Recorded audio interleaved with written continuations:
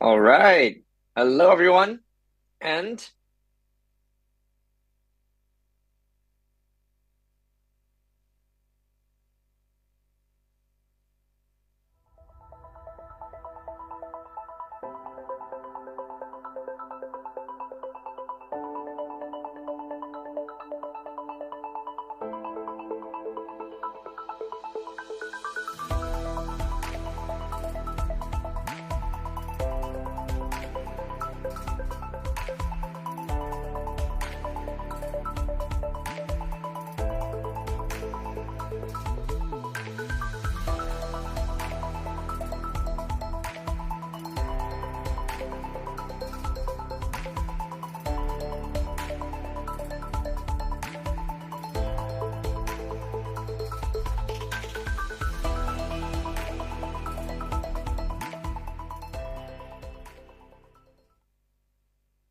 okay, hopefully it works this time.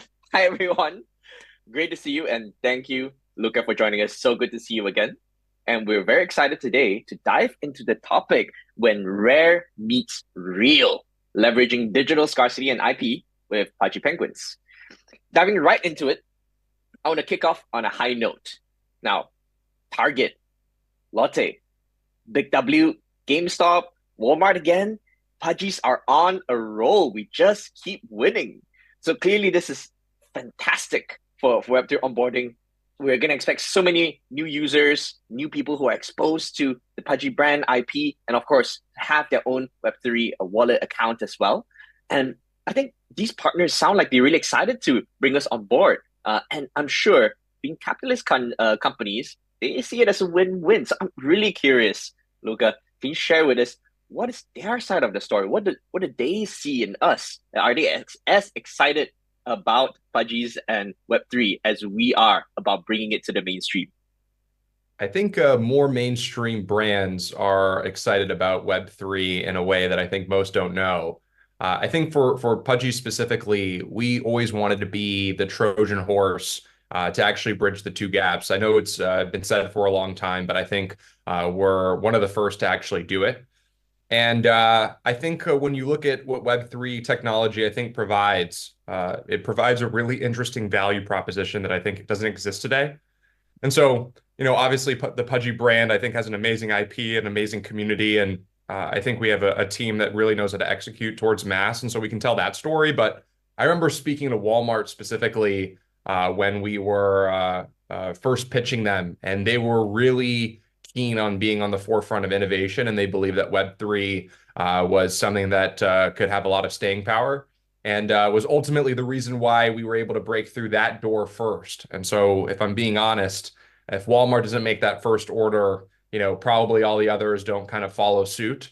And so it was, and they were really keen on, the innovation that is Web3. And most don't know, but they actually spend, close to $100 million on Web3 and blockchain a year was the conversation that I had with their executive, one of their people on their executive team. So it's coming. People believe in this future. It's pretty obvious if you understand it, and I'm excited to be leading the charge. Awesome.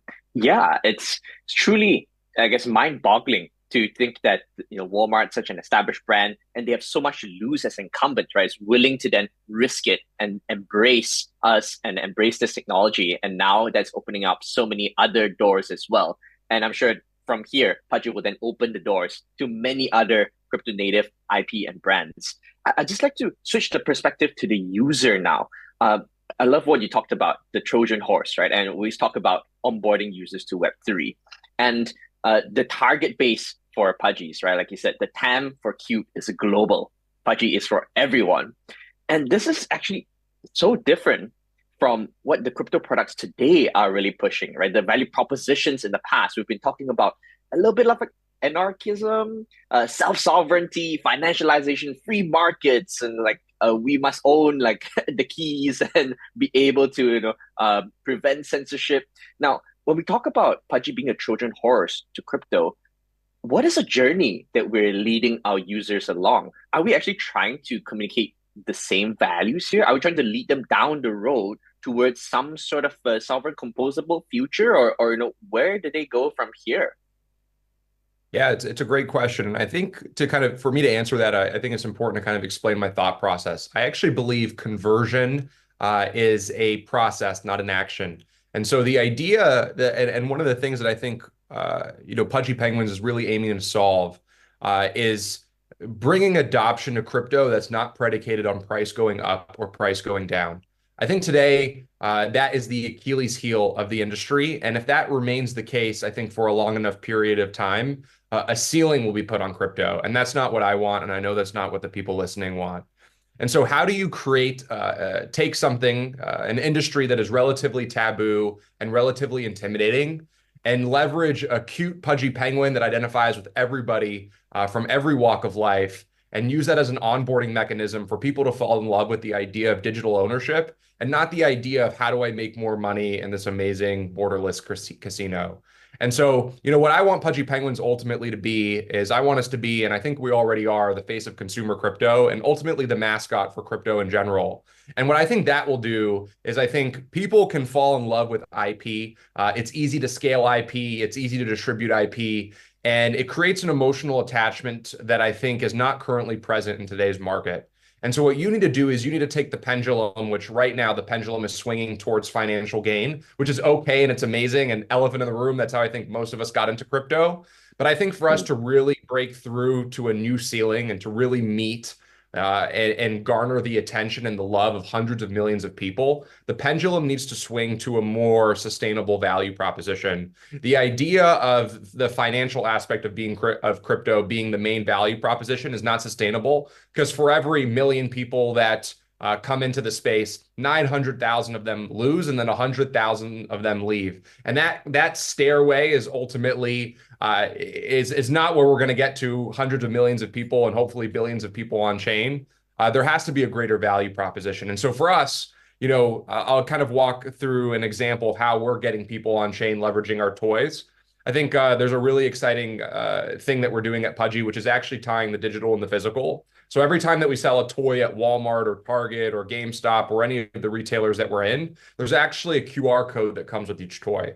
A user scans that QR code. They are then taken to Pudgy World where they input an email and a password. Once they make an account via an email and a password, they're given a custody wallet through a custody wallet solution. And then they're asked to redeem 3 to 5 traits that are NFTs through a gases experience. And so basically what you're seeing over the course of, 120 seconds after unpacking the toy and following the instruction is that this user went from, average toy buyer, and that actually is a bigger range of people than I think people might think. I think a lot of people think toys are just for young people, but at least the data in America is it's actually a lot of kid adults are buying toys. And so user goes from toy purchaser at Walmart for a $10 toy to once they get home and unpackage and follow the instruction to an on-chain NFT digital collector within 120, 60 seconds, depending on how quick you are in following the instruction. And I think that idea of them buying a toy, having a digital collectible, they are not excited that this digital collectible is now returning some huge value to them. They are just getting familiar with this idea. And then obviously as the rails kind of open up and more toolings kind of being built and the interoperability of being able to take those traits and pulling into the different ecosystems, I think it's really exciting. I think we're on the precipice of getting there. And really what we're doing now, at least at Pudgy, is setting that foundation. How can I create a brand that today tens of millions of people are going to know and love?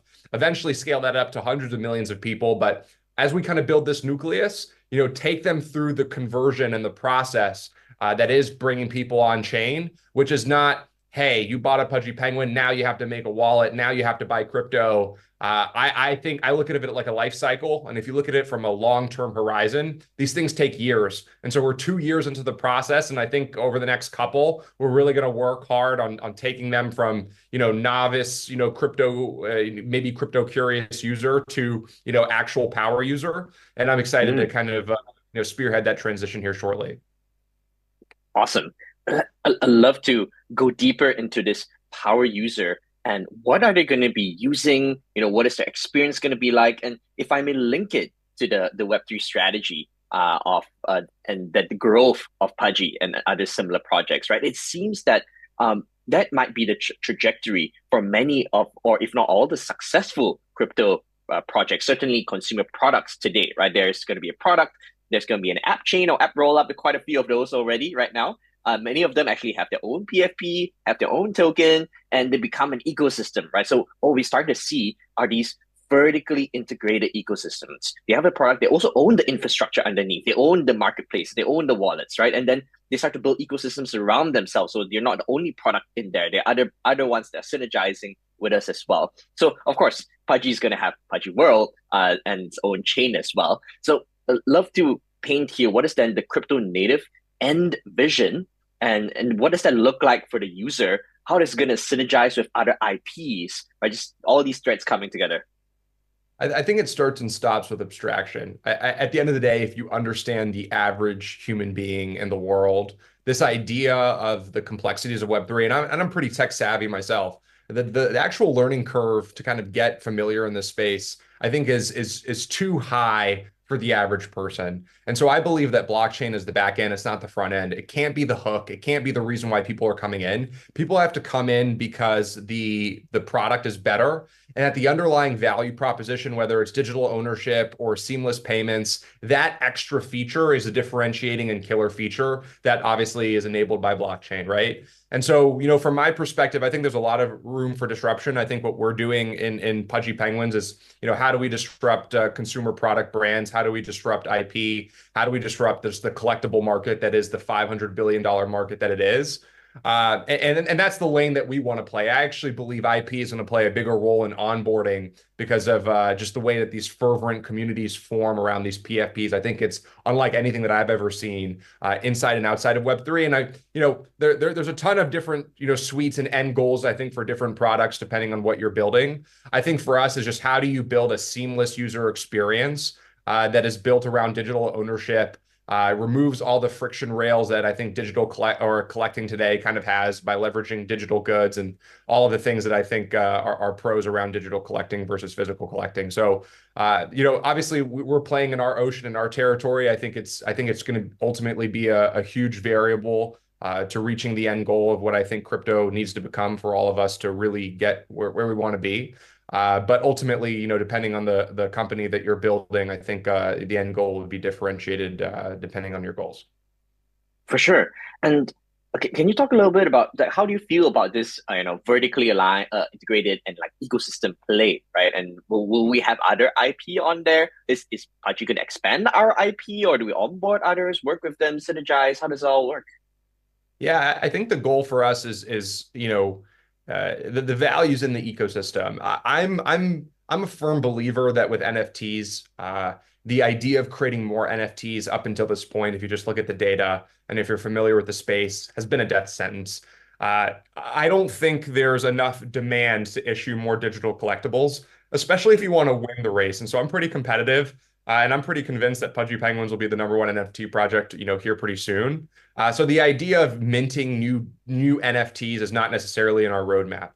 I think one day, right, whoever is leading the charge on, winning the NFT space, I think there will be a day and call it 5, 6, 7, 8 years where you won't be able to incubate and make an IP on chain fast enough. But I don't think that day is today. I think right now what the space needs, specifically the NFT space needs, it needs a leader. It needs somebody to lead by example. It needs somebody to do what they say they're going to do. And I think so far that has been us.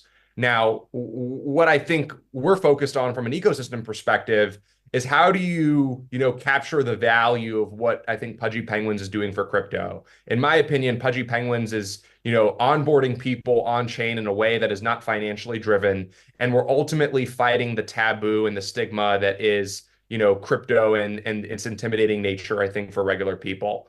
And when we do that, we can bring value to a bunch of different places. But I think building the ecosystem, at least from a top of the funnel, which is Pudgy Penguins would be top of the funnel, all the way to the bottom of the funnel, I think is our current priority. And then maybe one day, if we, become the unequivocal Mickey Mouse of the space and we continue to do, continue on the path that we've been on, maybe, 4, 5, 6, 7 years from now, we can kind of expand the ecosystem through different universes. But I think we're far from that. And that's not on our horizon or on our agenda.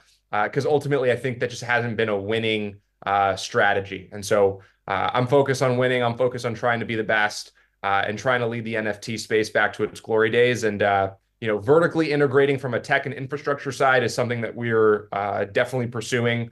Pudgy Wallet, I think, has over like 120 or 130,000 people signed up. Things that people just don't even know about.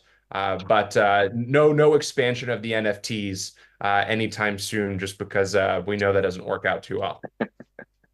Yes, thank you for that very clear message. And I think we have about 12 minutes here. So I'd love to now expand our time horizon, looking back and looking forward. Now, we are at such an incredible point in time for Pudgies right now, and so many milestones that we just discussed, and this incredible strategy, and it's already working around onboarding these Web2 users. So looking back now, since the acquisition until now, was all this part of the plan? Did you always foresee that we would end up here? What did we learn along the way? What changes or pivots did you have to make in order to get here today? Yeah, I'm pretty, $2.5 million is a lot of money, I think, for a lot of people, and especially the way that my background, it's definitely no small amount of change. And so I'm actually pretty surprised that people thought that we would put this much money in buying an NFT project just not to win. So I knew this was destined. I knew from day one that we were doing this and we were going to show the world, what it was to build an NFT project and how to do it without needing hundreds of millions of dollars like some of the people before us. And so I think we really led that charge, and we've shown the world what I think is possible. The thing I think I'm most proud about on this journey, looking back, is the fact that we've done what we've done with the resources that we've done it with. I think if you look at all, the top 15 or 20 NFT projects, all of them have 5, 10, 15, 20 times more money than we ever had. And I think that's just a testament to our grit and our tenacity. I think what I learned the most, and probably advice for anybody who's curious about this, is one, in crypto, I think in general, this idea that you are running the business and this is your company and nobody else's, I think is a fool's errand. It starts and stops with your community, and your community sets the narrative, and the narrative sets the price. And so this idea that people kind of just turn and look away and kind of disrespect community members, I think is something that we never did, but I just didn't realize how important it was. I think we were naturally just trying to make people like us because it wasn't a democratic process. We bought something that, to be frank, some Penguin holders did not want us to buy. But kind of looking back at it, I think a lot of the shortcomings in the NFT space have come from the lack of respect that I think a lot of founders have for the community members and not understanding really why they're in the position that they're in. And it's really because of the people that are supporting them. And then I think last but not least is probably just like fulfilling expectation, setting a North Star and doing it. I actually believe this has probably been the biggest reason for Pudgy Penguin's success. To some, when we get, billions of views or go to different toy places or launch different partnerships, it might just be like another thing to some people. But if you're a Pudgy Penguin community member, it is another step in the direction and in the promise that I gave the community when we first bought it, which is we were going to build a brand that was globally recognized, that was a legacy brand, and we were going to onboard people on chain, and we were going to win the NFT race. And so when you think about that, everything that we've kind of done up until this point has been marching in that direction. And I think that's probably been the biggest reason for our success. Awesome. Yeah, I love to go a little bit into that as well. Just to expand on what you said, North Star community. I love that one line where the community sets narrative and narrative sets the price, right? It almost sounds like we're talking about our community members as the strongest ambassadors, at the same time, kind of owners, kind of investors, shareholders. I'm not sure. I mean, we don't want to have that security like language on here. Uh, what is that relationship? And we talk about respect them as what contributors, feedback, loyal supporters. Yeah, what is that relationship? Are there different tiers? Are there different circles? Yeah, it's an interesting one. And I think it kind of comes down to, I think, one of the biggest value propositions that I think tokenization allows, which is this idea of aligned incentives. And so what are they? I think you can look at it from a bunch of different lights. I look at them as, early believers that are the creators of this brand, right? And without them, you live and die by their support, at least in the NFT realm. Meme coins and chains can look at them I think in different perspectives, but one principle remains the same, which is anybody who holds a token, the company and that token holder have what we call aligned incentives. They are all aligned to push this thing forward. And if you can communicate, if you can be transparent, if you can be respectful, if you can build to their wishes, meaning building things that they want to see, not just building what you want to see, and really try to become one. I look at it as I am the muscle to the brain that is the community, right? And it's my job to kind of Mm, filter what actions are correct or what I think, obviously I can't do every single idea. But this align incentive, I think, is a superpower as to why you see huge success in crypto specifically. It mm, adds a layer that I think is unheard of, or it's never been seen before. And mm, it's one that is probably meets some of the biggest or most important emotions of what it is to be a human being, which is the idea of financial freedom, which has been really important for the last couple thousand years in the human race. And then this idea of camaraderie and community, people just want to feel like they're a part of something. And so you're tapping into two interesting nerves, and it quite literally can be a superpower, the likes of which very few businesses have ever seen or been able to harness. And if you can point it in the right direction, you can see huge success. I mean, Pudgy Penguins is an example of this, right? And we've really hit we bought this business, I think, two years and 1 month ago, right? The first 6, 7 months of the business, because we bought a bunch of assets, we were really standing up the business. We weren't really doing much. So in reality, we've only been hitting a stride for, call it, 15, 16 months. If you look at our accomplishments and you look at our funding landscape, you think to yourself, they have, 40, 50 billion views across social. They have over 1 million toys sold. They have these huge partnerships that are kind of unheard of, partnerships that take years and years to kind of garner. And mm, it's because of this accelerated process that I think this aligned incentive creates. We are just moving so much faster because I have 10,000 people pushing my objective with me, right? And so we are just marching towards one direction, towards one end goal, and everybody is aligned and incentivized to push to this end goal. And so what you kind of have is I say this a lot, but I believe it's true, is I think NFTs and just token holders in general are either the ultimate jet fuel to your company or the ultimate deterrent. Meaning, if you can harness this power that is the community and that is this aligned incentive, you can win in a way that is unparalleled to anything we've seen prior to crypto. However, if you don't harness or you don't respect that power accordingly, it will burn you in a way that very few businesses fail as fast as a crypto business that burns its community or disrespects that relationship. And you've seen it all the time. I mean, I think unfortunately the burns are more abundant than the successes, but the successes that you have seen have been done in record time. You could make the same case for Ethereum and that programming language. Like, when's the last time a programming language hit an enterprise value of $500 billion in what is it, 7, 8 years? It's just like it's relevant across the board in terms of this principle. And it's one of the most interesting parts, I think, of working in this industry. Oh yeah, yeah. I think none of us would have expected this. I love that fresh take, right? That hey, this is only possible with crypto to have these aligned members. And it's so different from Web 2, where we always talk about the user, the customer, and they're gonna pay for the product right, to solve their pain points. Here, like, hey, let's get these people who are your super champions, and everyone's working together towards that North Star. Such a different model.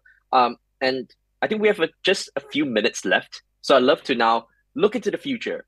And in the last like few years, we have set the North Star and predicted and got exactly where we were aiming for. Now, and towards the future as well, we already have a clear path ahead, right? Onboarding users, as you said. How do you think this wider landscape is going to evolve with, of course, crypto, NFTs? Everyone's asking, are NFTs coming back? When Moon? I tried to ask a few community members. They're all asking me that question. And what is the end state of then tokenized culture or IP look like? How should we all prepare for that? Be it builders or community members, Web3 native participants in general. So I think crypto can go two ways. And the first way is not the way that I want to go, and the second way is the way I want it to go. So I just wanted to clarify that before I say. Uh, the elephant in the room is right now, crypto is a borderless, amazing, beautiful casino in some shape, way, or form, and we just have to live in that truth. Now, is that the case for all projects? No, I think there's obviously anomalies to that case, but that needs to change. And if it doesn't change, I think over the course of the next five, I think we have 5, 6 years to change it. I think there will be a ceiling because there's a TAM that is mass adoption, new economies in which there is maybe $100 trillion in total addressable market and what I think that disruption of economies will actually create.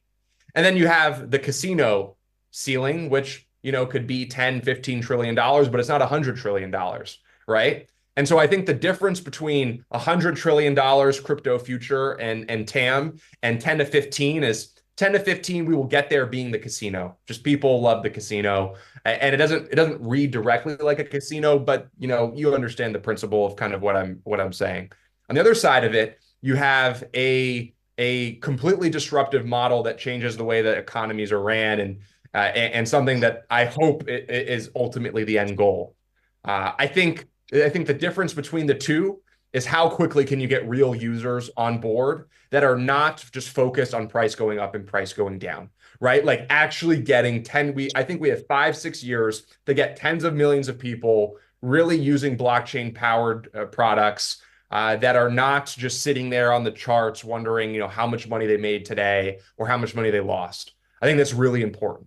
And hopefully, and what I think Pudgy Penguins is helping doing is I'm trying to build the $100 trillion future, or at least play my role, right? And I think that role is getting people to fall in love with IP and the story and the things that unlocks by collecting digitally on chain versus collecting and participating in brands off chain. And I actually think specifically when it comes to invading the hearts and minds of consumers, I actually think NFTs are the most well positioned, or at least today, the most well positioned to onboard people in a really meaningful and genuine and what I like to reference a pure way. And so, from my perspective, where do I think NFTs are going to go? Well, for all my degens out there, I think if you just look at, I'll give you my purist take and I'll give you my degen take. My purist take is I think they're going to be one of the most important onboarding mechanisms to getting people on chain the right way. Key mechanism, keyword, the right way. And I think, I've been explaining that throughout this conversation. And not to say that, coming here for financial motives is the wrong way, but it's not the way that I think gets us to hundreds of millions of users on chain. I just don't. Because the PvP model is too aggressive. For every one person that wins, 9 loses, just the name of the game. And then on the other side of it, so I think NFTs will be that for the space, and I think you're seeing it not only across Pudgy, but I think there's a couple amazing NFT projects that are really going to be beginning to push the boundaries of what it looks like to onboard here pretty soon. And on the other side of the spectrum, for the degens, the people that do care about the financial side, which elephant in the room, I don't neglect that. I think it's also really important to address that and not ignore that side of it. Some people do, I don't. Is I actually think NFTs are positioned to have its 2020 DeFi summer moment. And so the analogy that I give people, and it's probably where we'll close this conversation off, is if you remember 2017 coins, there was 15 coins in the top 10 that you thought wouldn't go anywhere. And then, the bear market happened. And then in 2020, there was probably 5 or 6 of those 15 coins that were still around in the top charts. And what happened was leverage was unlocked in DeFi summer. And so if you understand financial markets, you understand that the world's finances runs on margin and runs on leverage. And it unlocked a huge bull run that ultimately took us to new highs. And so I think NFTs are following a similar path. 2021 NFTs, there was 10 to 15 NFTs who thought they would never fail. They had all the money in the world. Fast forward a couple of years, here we are. There's probably 5 or 6 left standing. And what has happened over these last couple of years is there's been a huge unlocks in NFT fi and leverage within the NFT space. You can make calls on NFTs. You can do shorts on NFTs. You can 10x leverage NFTs. You can buy 1/1 millionth of a Pudgy Penguin. They're getting those fractions of NFTs are getting listed on centralized exchanges. Talk to somebody at OKX who wanted to do it. And so there's the once the narrative comes back to NFTs, which I think it's impossible to argue otherwise, crypto has never seen something that made both builders and consumers that much money. That just disappeared. That's just not the cycle of crypto. Crypto doesn't have things that just do hundreds of billions of dollars in volume and billions of dollars in profits for people just to go away tomorrow. So it will come back. And when it does come back, we have all of this financial infrastructure that I think will allow for super explosive moves. And I think they'll be explosive both to the upside and both to the downside. But I'm a firm believer that you will see multiple NFTs crossing the all-time highs of previous collections. And what I mean by that is I think there will be multiple PFP projects in triple-digit Ethereum prices at some point during this bull run. Now, you have to be a little patient.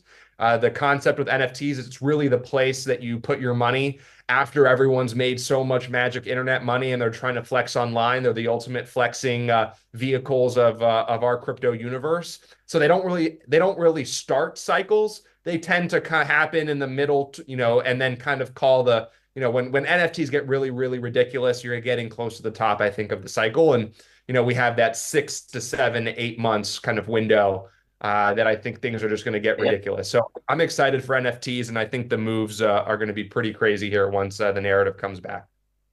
Thank you so much, Luca. And I know we're super over time, but I thought that was just so amazing. I couldn't stop it. So thank you, everyone. Thank you, everyone, for tuning in. Thanks so much, Luca. Amazing Thank you, conversation. guys. Bye.